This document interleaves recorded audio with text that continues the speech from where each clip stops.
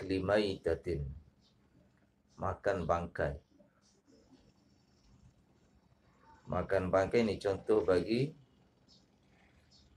rukhsah wajibah. Rukhsah wajibah, rukhsah yang wajib. Kelonggaran yang wajib kita ambil. Makan bangkai.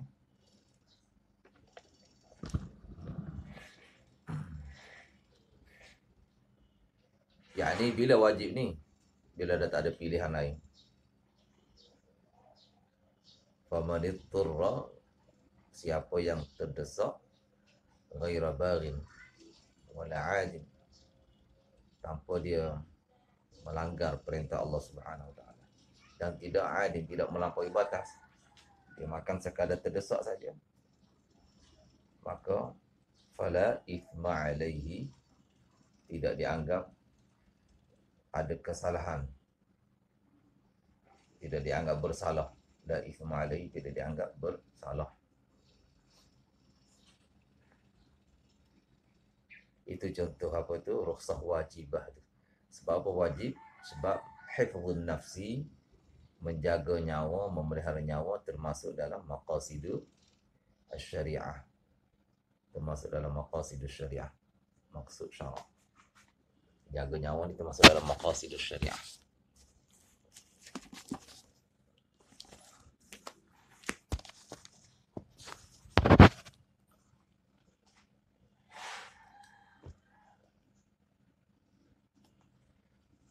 Dan kena ingat kaedah, bila makan bangkai ni kerana darurah, famanitturra, makan kerana darurah. Utturah tu mana darurah? Ad-daruratu tubihul mahdhurat. Darurah mengharuskan perkara yang terlarang. Maka kena ingat ada satu lagi kaedah, supaya ada check and balance. Check and balance. Tidak nanti orang akan tajawuz, akan melampaui batas atas nama darurah. Atas nama darurah, makan perkara yang haram secara melebihi ataupun melampaui batas, itu tak boleh. Jadi sebab tu di samping ada kaedah, ad-daruratu tubihul mahdhurat, darurah mengharuskan perkara yang terlarang, ada satu lagi kaedah yang mengimbangi, iaitu ad-daruratu tataqaddaru biqadriha. Darurah ni berkadar sekadar darurah saja, tak boleh dilebihkan. Ad-daruratu tataqaddaru biqadriha. Darurah berkadar setakat yang perlu saja. Maksudnya dia nak selamatkan nyawa, dia makan bangkai kerana tak ada makanan lain, maka sekadar untuk selamatkan nyawa, jangan dia makan sampai kenyang pula. Makan bangkai nak selamatkan nyawa, 3 pinggan. 3 pinggan, baik, mana boleh. Itu sudah jadi adin. Sedangkan Quran letak syaratkan famanitturra ghaira baghin wala adin. Tidak bagi. Bagi ni melawan hukum Allah. Adin melampaui batas. Kalau sekadar nak selamatkan nyawanya, mungkin semulut, mungkin 2 mulut, maka sekadar itu saja, jangan 3 pinggan. Itu adin, syarat ghaira adin, tidak melampaui batas. Dan tidak bagi. Tidak bagi ini tidak melawan hukum Allah Subhanahu Wa Taala. Yani benar-benar dia ada darurah, benar-benar terdesak. Bukan terdesak yang saja-saja dibuat. Yani dipanggil apa? Darurah mutahaqqaqah. Darurah mutahaqqaqah, darurah yang memang dah wujud, memang dah berlaku. Bukan darurah yang diandaikan akan berlaku. Samjai bayi. Semua faham? Alhamdulillah. Ya. Dah lama tak guna perkataan samjai ni. Kemudian wa mandubah. Rukhsah mandubah, rukhsah sunat. Contohnya apa? Wa qasrin. Qasrin tu, semayang qasar. Bisyartihi, dengan syarat-syarat qasar. Di antara syarat qasar apa? Adalah perjalanan itu merentasi masafatul qasri, perjalanan merentasi ataupun melebihi masafatul qasri 48 batu ataupun lebih kurang 92 kilometer. Melepas itu, jangan kurang daripada itu. Sebab tu musannif letak boleh qasar ini, rukhsah qasar, kelonggaran untuk qasar sembahyang bisyartihi, dengan syaratnya, dengan syarat-syaratnya. Bukan perjalanan sekilometer pun dah qasar, tak boleh. Kena ada syarat-syaratnya tu. Di antara syaratnya lagi apa? Antara belajar dalam fiqh, kena apa? Keluar daripada sempadan kampungnya. Keluar sempadan kampung. Jangan ketika masih ada dalam sempadan, masih ada di rumah, dia sudah buat qasar, tak boleh.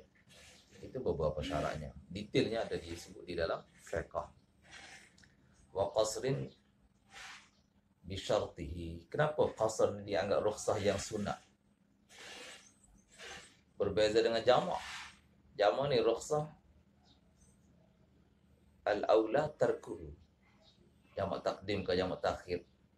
Jamak takdim ataupun jamak takhir, aulanya kita tak buat. Rukhsah dia satu rukhsah, tapi aula tidak buat. Berbeza qasar, rukhsah yang mana aulanya kita buat. Sebab apa gitu? Apa yang beza tu?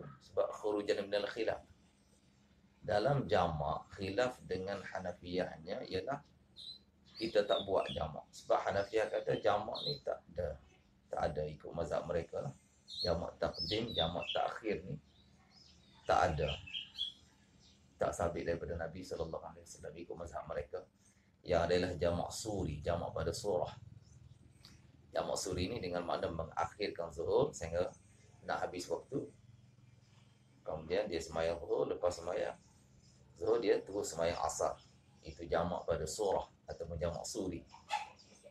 Ada pun jamak takdim yang seperti kita buat ni kan, di awal waktu zuhur kita semayang zuhur dengan asar. Ataupun jamak takhir, dalam waktu asar kita semayang zuhur dan asar sekali, seperti yang Syafi'iyah buat. Ini di sisi mereka menyalahi kehendak Al-Quran, inna salata kanat 'alal mu'minina kitaban mawquta. Semayang itu menyalahi, semayang itu suatu kefarduan yang berwaktu. Kefarduan yang Allah tetapkan ke atas orang mukmin, yang mana kefarduan tu mawquta, berwaktu, yakni berikat dengan waktu. Kitaban ay fardan, kefarduan. Mawquta ay muqayyadan bil waqti, berikat dengan waktu. Maka kalau buat jamak takdim ataupun jamak takhir, sembahyang tu sudah terlepas daripada waktunya. Kerana itu di sisi mereka tidak ada jamak takdim dan jamak takhir. Maka kita Syafi'iyah, walaupun kita kata rukhsah, tetapi al-aula tarkuhu ataupun al-aula tarkuha, rukhsatul al-aula tarkuha, rukhsah yang mana lebih aulanya kita tidak buat rukhsah itu. Itu jamak. Berbeza qasar, rukhsah yang mana aula kita melakukannya juga atas asas khurujan minal khilaf. Khuruj mana keluar daripada khilaf, mengelak daripada khilaf. Sebab dalam mazhab Hanafi, qasar mereka kata wajib. Wajib, qasar tu wajib kita buat. Sebab berdasarkan hadis Nabi SAW, sadaqatun tasaddaqallahu biha alaikum faqbalu sadaqatahu. Sedekah Allah yang Allah beri sedekah kepada kamu. Sembahyang qasar itu satu sedekah, satu kurnian, pemberian daripada Allah. Asalnya 4 rakaat, Allah beri ringan sembahyang 2. Maka sedekah ni kita kena terima. Kalau orang bagi sedekah kita tak terima tanpa alasan pula, maka bermaknanya kita takabur. Takabur sesama makhluk ni ringan lagi. Tapi kalau tak terima sedekah Allah, bermakna kita menyombong diri dengan Allah Ta'ala. Sombong dengan Allah, jadi teruklah. Sebab tu dalam mazhab Hanafi, qasar tu wajib. Semasa safar zuhur wajib sembahyang 2, tak boleh sembahyang tamam, kecuali dia ikut imam yang sembahyang tamam.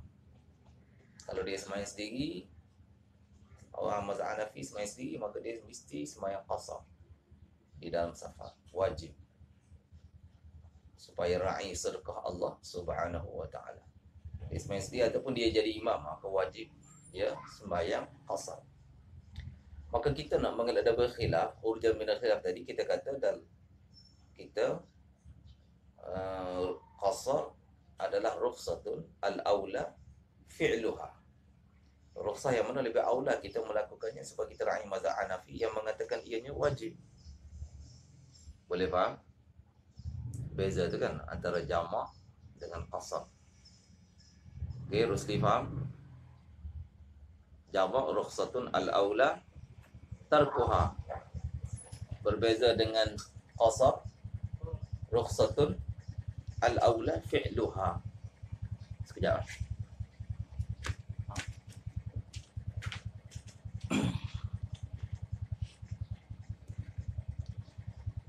Okey, itu contoh rukhsah sunat, rukhsatun mandubah, rukhsah sunat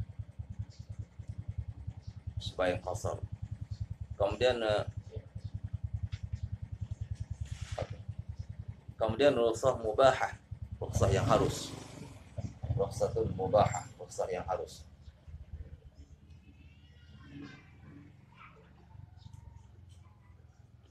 Apa contoh rukhsah harus? Ni musannif susun ni ikut cara laf nashar murattab ni. Boleh faham laf nashar murattab? Dia sebut dulu pecahan rukhsah yang wajib, yang sunat, yang harus, semua seterusnya 4 pecahan. Kemudian didatangkan contoh ikut susunan pecahan tadi.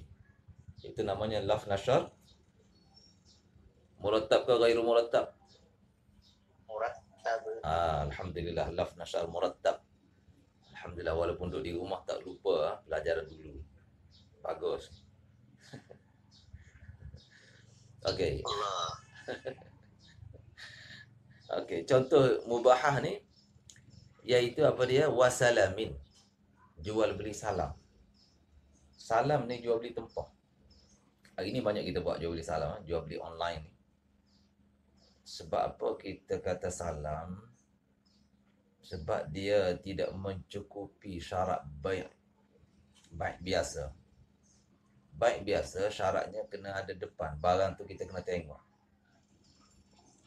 Bila barang tak tengok, dia jadi bai'ul ma'dum. Bai'ul ma'dum, beli bayar duit, pembeli dah bayar duit, barangnya dia tak tengok, barangnya tak ada. Maka kalau dibuat akad biasa jadi tak sah tu, jual beli online. Kalau buat akad baik yang biasa jadi tidak sah. Melainkan kita kata itu akad salam. Salam mana? Tempah. Salam mana apa? Tempah. Sebab tu kena ambil kira syurutus salam. Syurut jual beli salam. Di antaranya barangnya apa? Lam tadkhulhun naru li ihadatihi. Barang yang kita tempah tu barang yang tidak dimasuki api. Bukan jenis barang yang dimasak. Kalau masak jangan guna akad salam. Tempah nasi goreng, tempah nasi dagang, tempah barang yang dah dimasak ni, tempah sate,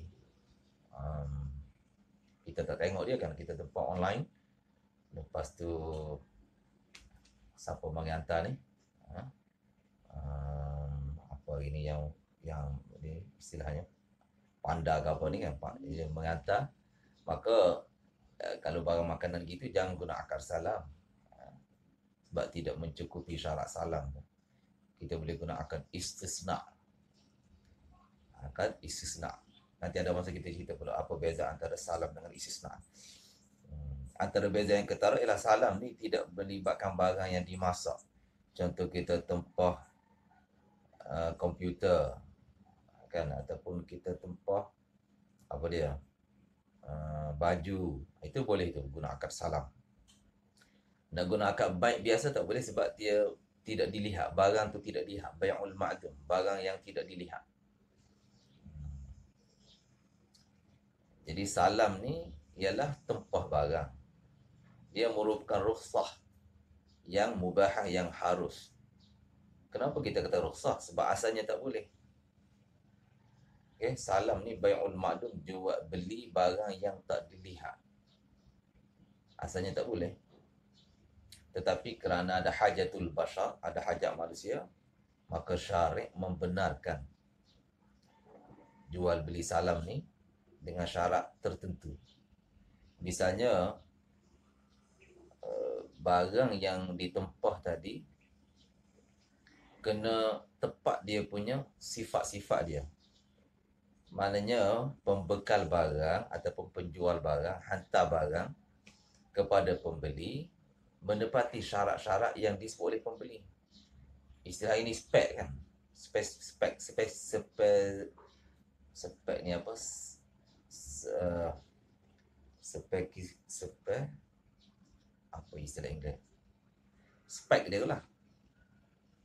Menepati spek-spek tu. Kalau dia tempah handphone misalnya kan, tempah handphone. Spek dia kena berapa gig, memori berapa gig, dia punya prosesor dia apa, prosesor dia apa kan, warna apa dan sebagainya tu. Jadi penjual hendaklah hantar barang menepati spek yang dinyatakan oleh pembeli. Itu di antara syarat salam tu, supaya dia jadi harus. Kalau tidak menepati, maka jual beli salam itu tidak sah. Okay, ya? Jadi asalnya tak boleh, tetapi dibenarkan kerana hajatul bashar, tetapi dibenarkan pun bersyarat. Syaratnya kena menepati spek. Spek yang dinyatakan oleh siapa? Muslim, ya? Muslim yang ni orang yang membuat tempahan itu, pembeli yang membuat tempahan. Itu contoh rukhsah mubahah. Kemudian rukhsah yang mana khilaful aula, iaitu fitru wa fitri musafirin la yadurruhu as-shaum. Fitri musafirin, orang musafir dia tak puasa, yang mana la yadurru as-shaum, kalau dia puasa pun tak mengapa. Kalau dia puasa boleh aja. Kalau dia puasa boleh saja. Boleh saja puasa kan, tak ada masalah. Safar pun naik kapal terbang, tak ada pernah apa-apa. Boleh saja dia puasa, tetapi dia buka puasa. Ini rukhsah, boleh buka, tetapi khilaful aula. Boleh khilaful aula. Faman kana minkum maridan aw ala safarin fa'iddatun min ayyamin ukhra. Kutiba alaikumus siyam kama kutiba alal ladzina min qablikum la'allakum tattaqun. Difardukan ke atas kamu puasa ayyaman ma'dudat, beberapa hari.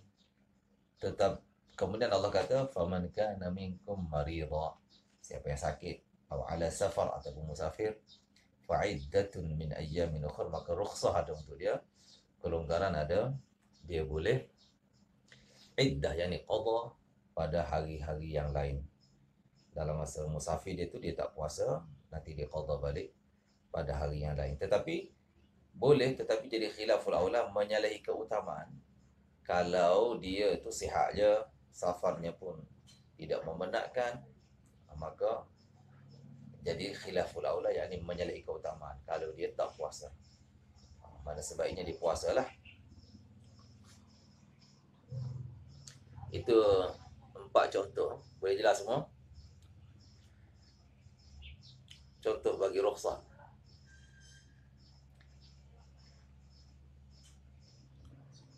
Wa illa fa'azimatun.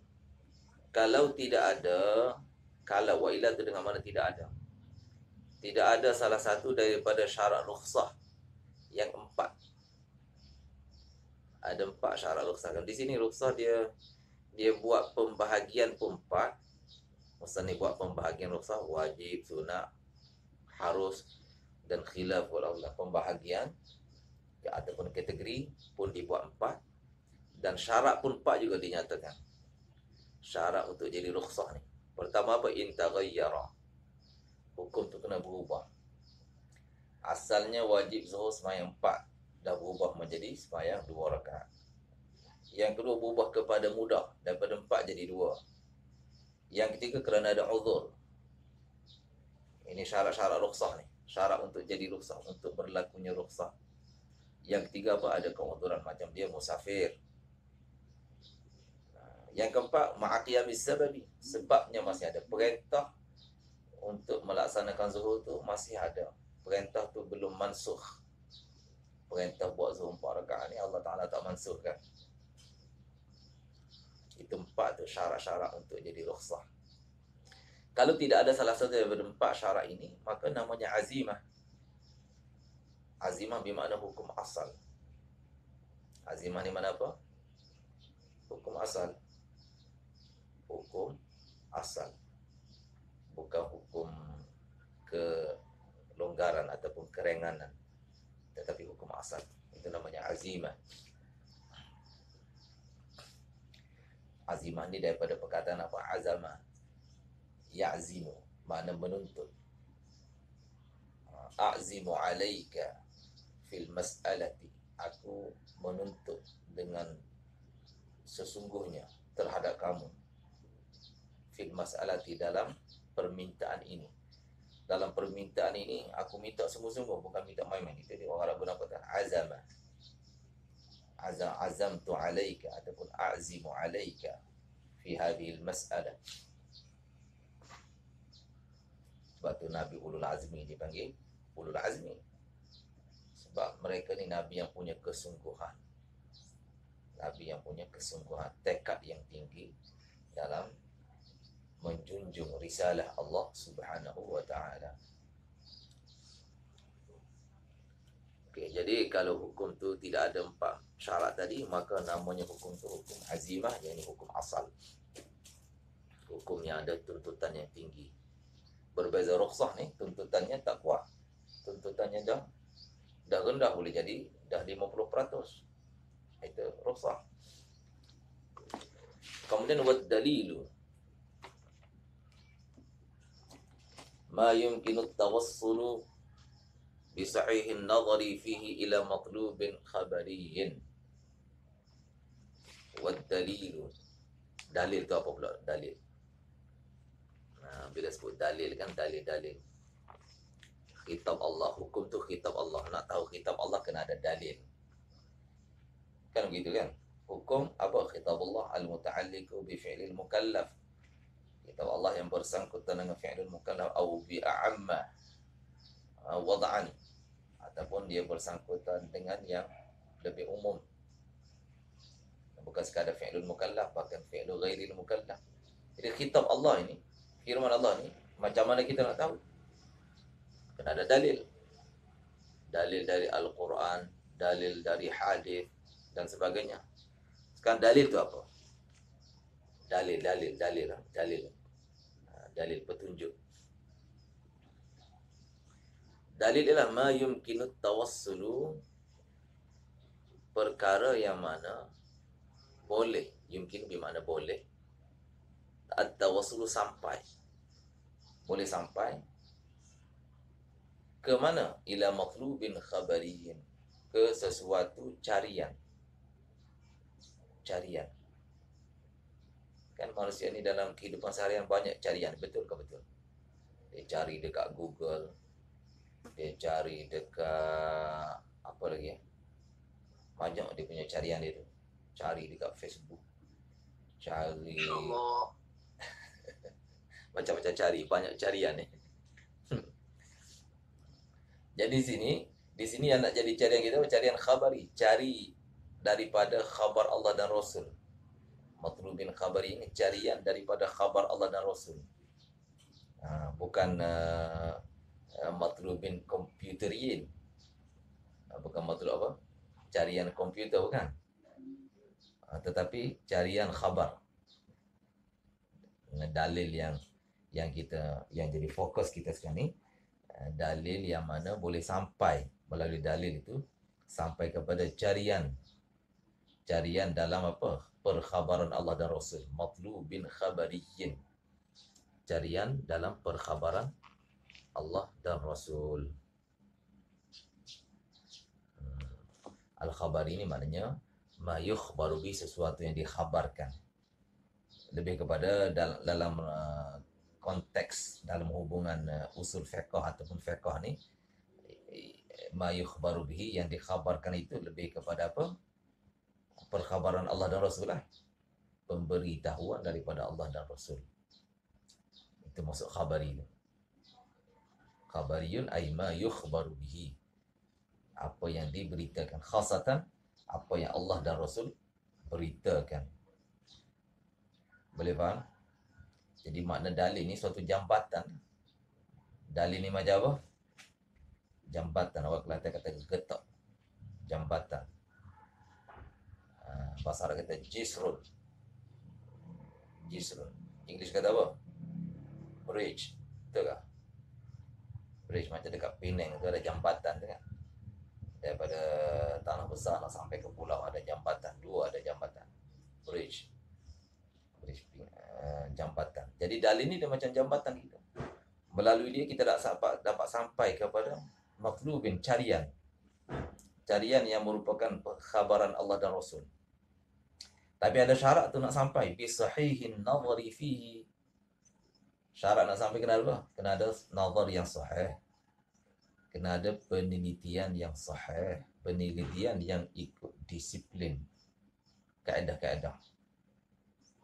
Kalau kita cari itu melibatkan ilmu hadis, maka kena mengikuti disiplin ilmu hadis. Boleh faham? Kena tengoklah. Dia punya ilmu mustalahnya apa. Disiplin ilmu hadis. Sahihun nazar akan datang daripada disiplin. Setiap ilmu ada disiplinnya. Disiplin ini peraturannya. Kita nak cari tentang fiqh, maka kena ikut disiplin ilmu fiqh. Jangan nak cari fiqh pergi buka buku matematik pula. Memanglah tak jumpa. Kan? Kena ikut disiplin setiap ilmu. Baru jadi berlaku carian kita tu dengan sahihun nazar. Dengan apa? Nazar yang betul. Dengan penelitian yang betul. Bila penelitian yang betul, barulah dalil tadi dia dapat jadi jambatan. Kita guna dalil kan untuk sampai. Dalil dapat jadi jambatan. Kalau kita pengguna dalil nazir, kita sebagai nazir ni, kita buat nazar yang sahih. Kita sebagai peneliti dalil ni, kita buat nazar penelitian yang sahih. Samjai baik? Wal ilmu indana aqibahu. Dan ilmu itulah di sisi kita Asy'ariyah.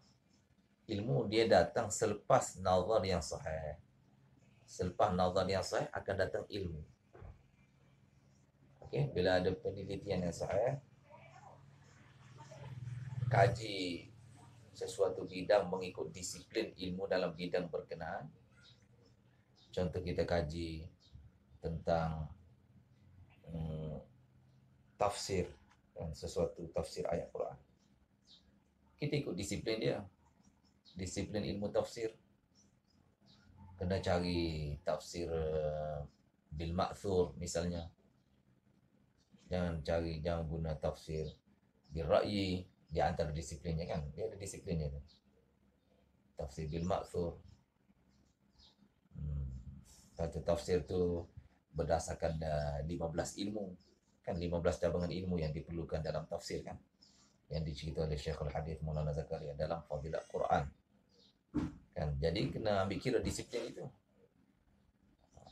Bila kita mencari dalam bidang tafsir, guna sahihun nazar, nazar yang betul, yang mengikut disiplin ilmu tafsir, 15 cabangan ilmu. Jangan nak tafsir ayat Quran, pergi cari bahasa Jerman, memanglah tak dapat. Nak cari tafsiran ayat Quran, buka kamus bahasa Jerman punya, memang tak dapat.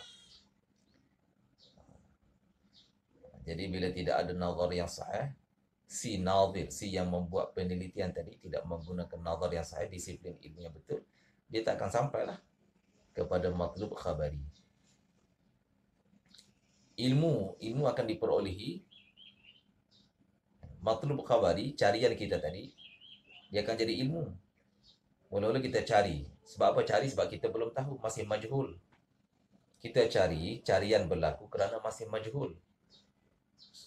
Boleh faham? Setelah kita buat carian, lepas tu kita guna pula nazar yang sahih, maka yang majhul tadi akan bertukar jadi maklum.